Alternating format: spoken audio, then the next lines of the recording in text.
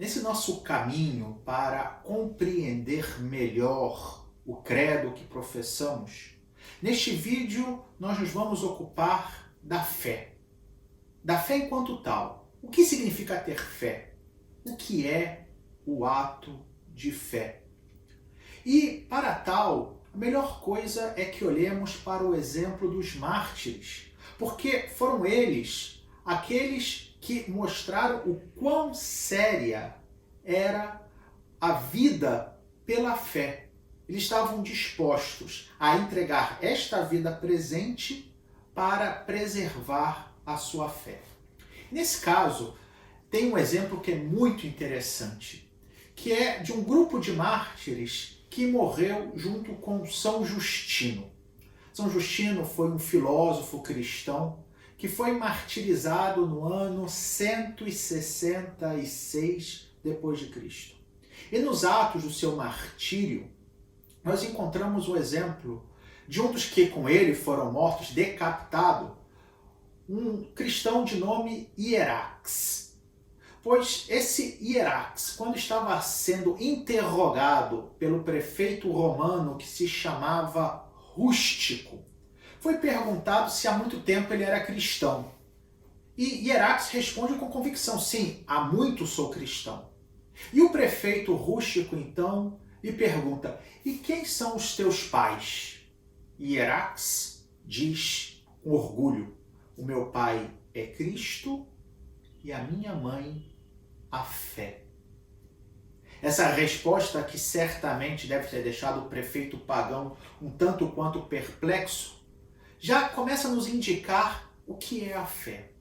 Ele chama a fé de mãe. Por quê? Porque ela o gerou para uma nova realidade. Abriu para a sua existência algo de novo. O quê? A relação com Cristo. A união com Deus. Olhando para a Bíblia, nós vamos ver, por outro lado, que há várias definições sobre a fé. Porém, Santo Tomás de Aquino, grande, por não dizer o maior de todos os teólogos, ele, de todas essas definições, dizia que uma era a mais perfeita. Essa definição se encontra na carta aos Hebreus, no capítulo 11, versículo 1. Diz o seguinte, o texto da carta aos Hebreus: a fé é o fundamento daquilo que se espera, prova das realidades que não se veem. A fé é fundamento do que se espera, prova das realidades que não se veem.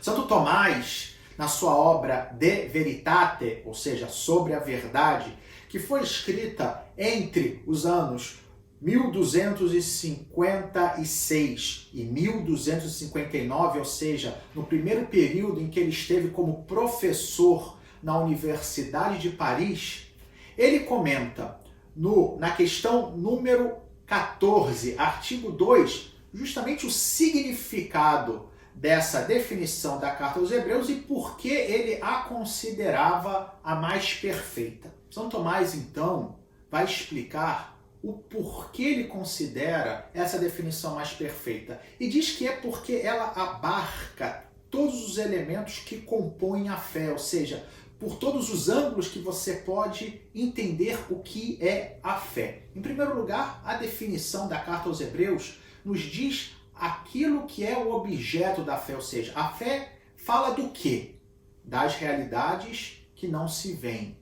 Depois vai dizer Santo Tomás que essa definição também explica qual é o ato da fé, que é o ser prova dessas realidades que não se veem. O que significa prova? No sentido de que ela nos faz acolher como verdade aquilo que os meus olhos não veem.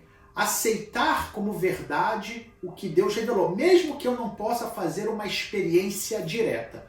E por fim, a definição da carta aos Hebreus, segundo Santo Tomás de Aquino, também nos fala da finalidade, o objetivo da fé, que é ser fundamento daquilo que se espera.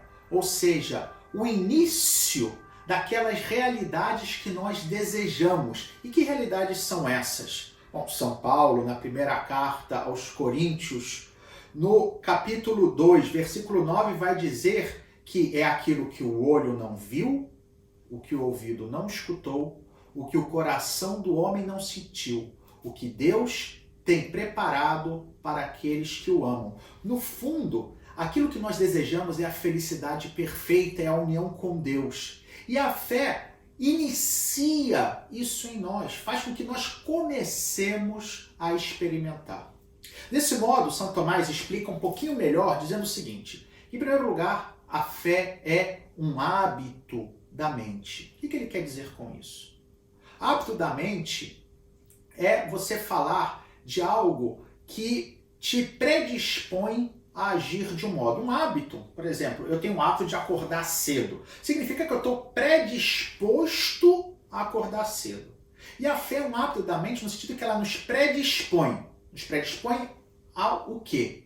A acolher aquilo que Deus nos revela. Não porque seja absurdo, porque Deus diz é assim e acabou. Não, porque eu percebo, e essa é a luz da fé, que aquilo tem um sentido, que aquilo tem uma razão de ser, que aquilo realmente corresponde às minhas expectativas e, sobretudo, responde aos anseios da minha própria inteligência. Nós não cremos, não temos fé em algo que seja um absurdo, mas em algo que realmente dá sentido a toda a realidade. E por fim, a fé é o início dessa vida eterna. A gente já começa a experimentar. De fato, no Evangelho de São João, no capítulo 6, versículo 49, Jesus diz o seguinte: quem crê em mim tem a vida eterna. São palavras de Jesus, ou seja, a fé é já iniciar agora a experimentar essa vida eterna. Em que sentido?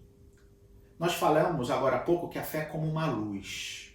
De fato, é interessante que os primeiros cristãos, quando eram batizados, eram chamados de neófitos, ou seja, recém-iluminados. E em que sentido que a fé é uma luz? Imaginemos o seguinte, que a fé fosse como que um homem que está caminhando em direção a uma cidade. Mas para chegar a essa cidade tem que passar por um bosque escuro, onde normalmente não há nenhum tipo de luz.